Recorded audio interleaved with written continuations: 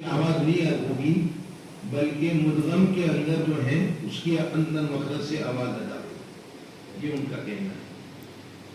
مدغم کیا کہا، مدغم کس کو کہتے ہیں؟ تنوین نون ساکن،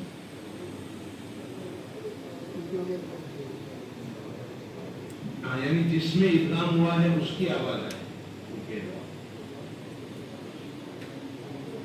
مطلب یہ ہے کہ اخفا جو ہے اس میں بھی کیسے کریں گے، اس میں قاریوں کا بھی خود اختلاف ہے کہ ادغام کی ادائیگی کیسے ہوتی، اخفا کی ادائیگی کیسے ہوتی، تربیت کر سکیں۔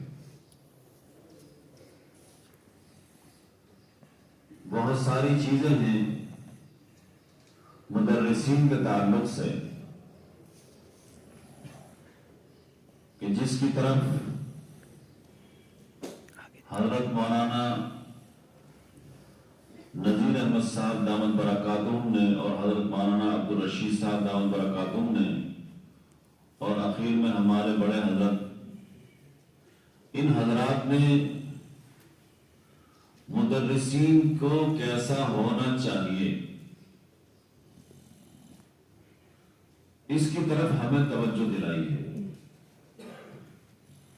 ظاہر سی بات ہے میں بھی مدرس ہوں، آپ حضرات بھی مدرس ہیں، ہمارا ذہن شاید وہاں تک نہیں جا سکتا جو ایک ذمہ دار کا ذہن جا سکتا ہے۔